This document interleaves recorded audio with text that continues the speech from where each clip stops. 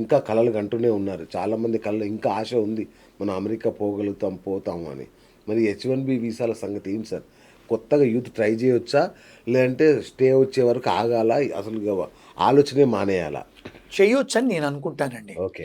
ఎందుకంటే వాళ్ళేమన్నారంటే, ఇప్పుడు student visa నుంచి H1 చేసుకునేటోళ్ళకి ఇది అప్లికబుల్ కాదు. అచ్చా! కానీ ఏమంటున్నారంటే, బయట దేశం అంటే వేరే కంట్రీస్ నుంచి ఇక్కడి నుంచి ఎవరైతే కౌన్సులేట్ అప్రూవల్ తీసుకొని సార్. లోపలికొచ్చే వాళ్లకు $1,00,000 అది ఒక ఫీ సర్చార్జ్ పే చేయాలని అంటున్నారు. సో అక్కడున్న స్టూడెంట్స్‌కి నేనైతే ఇబ్బంది అవుతది అని నేను అనుకోను. సో ఇదంతా ఒక ఎత్తయితే సార్, ఇక మన విద్యార్థుల లేదంటే ఉద్యోగుల భద్రత చాలా దేశాల్లో అదొక ప్రశ్నార్థకంగా మారిపోయింది భద్రత అనేది. దీనికి తోడు స్ట్రెస్ లెవెల్స్, ఈ అన్ని గందరగోళాలకు సంబంధించిన స్ట్రెస్, విపరీతమైన ఆరోగ్య సమస్యలు, ఎట్లా వాళ్ళు బయటపడాలి దీని నుంచి? ఇప్పుడు మీరు చూస్తుంటే మొన్న ఆస్ట్రేలియాలో కూడా పెద్దగా వాళ్ళు ఇమిగ్రెంట్స్ అందరిని వెళ్ళిపోమని చెప్పి తెల్లవాళ్ళంతా వాళ్ళు ధర్నాలు చేస్తున్నారు. ఇంగ్లాండ్లో చేస్తున్నారు, యూరోప్లో చేస్తున్నారు. కెనడా వాళ్ళు ఆల్రెడీ ఆపేశారు కూడా, వాళ్ళు ఇబ్బంది పడుతున్నారు. అవునండి. సో ఇప్పుడు ఏమైపోయిందంటే, ఇప్పుడు మనకు చూసుకుంటే మన తెలంగాణలో కేసీఆర్ గారు ఆంధ్ర వాళ్ళు వెళ్ళిపోవాలని చెప్పేసి మనకి ఎలాంటి ఫీలింగ్ అయితే వచ్చిందో అలాంటిదే ఇప్పుడు ఈ అన్ని వెస్ట్రన్ కంట్రీస్, ఆంగ్లో సాక్సన్ కంట్రీస్లో వచ్చేసిందండి.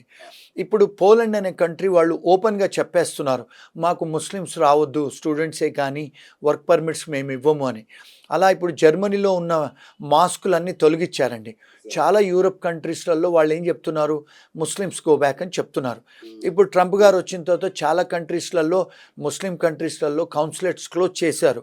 మొదటిసారి వచ్చినప్పుడు కూడా ఒక 40 దేశాలలో కౌన్సులేట్స్ క్లోజ్ చేశారు వారు, ఏది ముస్లిం కంట్రీస్లలో.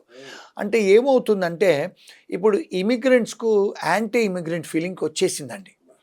ఆ యాంటీ ఇమిగ్రెంట్ ఫీలింగ్ వచ్చింది కనుక డెఫినెట్గా మనను టార్గెట్ చేస్తారు. అంటే ఇంతకుముందు కూడా అమెరికాలో డాట్ బస్టర్స్ గ్యాంగ్ అనేది ఉండేది. అంటే ఏంటి, బొట్టు పెట్టుకున్న వాళ్ళని చంపేసేవాళ్ళు తెల్లాళ్ళు.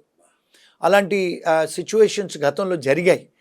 దాని తర్వాత బ్లాక్స్ మనల్ని చంపడం అది ఎప్పుడైనా ఉందండి. ఇంటాలరెన్స్ ఉంది, ప్రతి కంట్రీలో కూడా జరుగుతుంది. అలాగా ఇంగ్లాండే కానీ, కెనడా కానీ, యూరోపే కానీ, అమెరికాలో జరుగుతుంది. ఇప్పుడు ట్రంప్ గారు వచ్చిన తర్వాత ఆ ఫీలింగ్స్ అనేది కొంత ఎక్కువ అవుతుంది ప్రపంచవ్యాప్తంగా.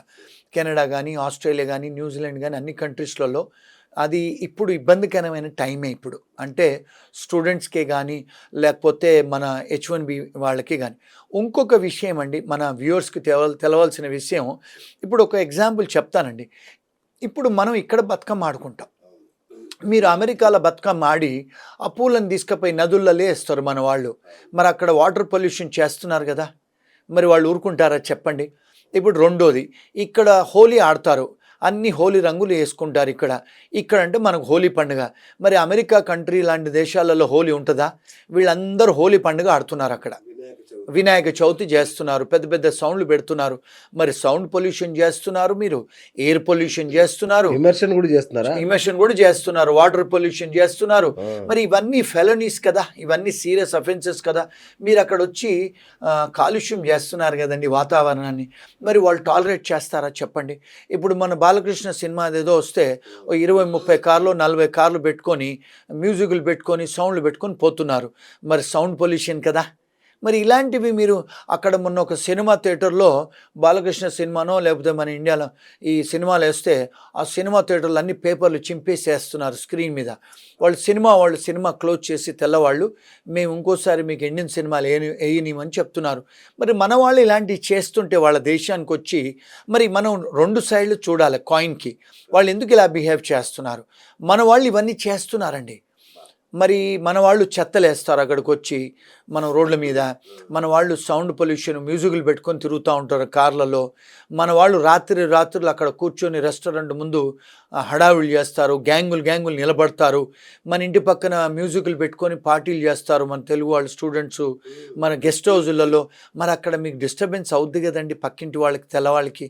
మరి డెఫినెట్గా వాళ్ళు కంప్లైంట్ చేస్తారు కదా సిటీకి, పోలీస్కి. ఇలాంటి మరీ ఎక్కువ చేస్తున్నారు మన వాళ్ళు. ఇది కూడా one of the reason.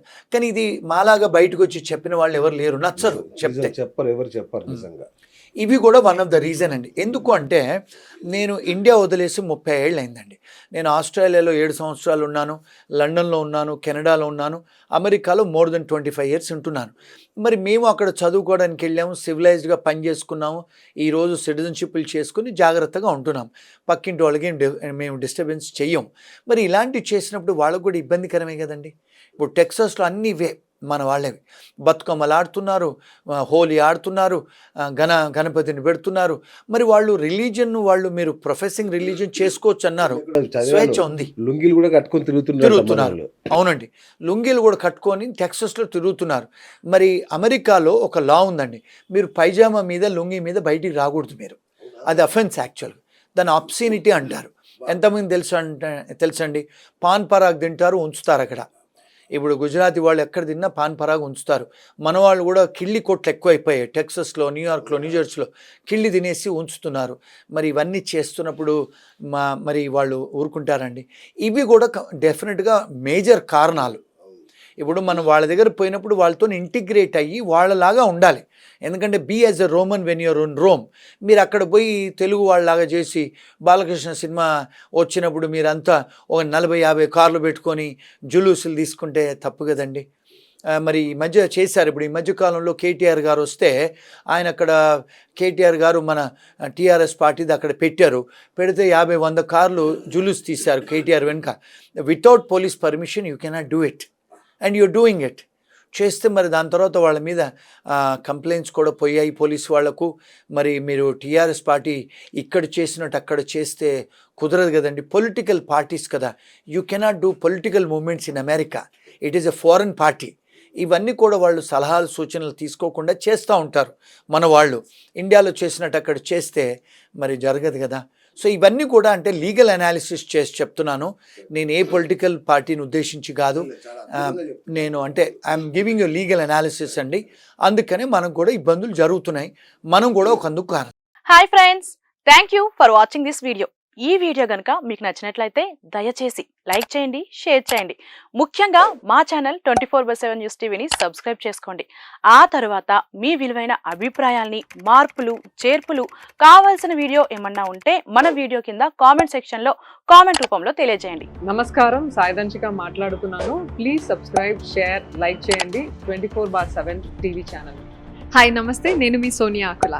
Please subscribe to 24/7 news TV. Hi అండి, అందరికీ నమస్తే. నేను Mankota Prasad. Please do subscribe 24/7 news TV. Political, entertainment and infotainment updates కోసం like, share, subscribe 24/7 news TV. Hi friends, thank you for watching this video. ఈ video కనుక మీకు నచ్చినట్లయితే దయచేసి లైక్ చేయండి, షేర్ చేయండి. ముఖ్యంగా మా ఛానల్ 24/7 న్యూస్ టీవీని సబ్స్క్రైబ్ చేసుకోండి.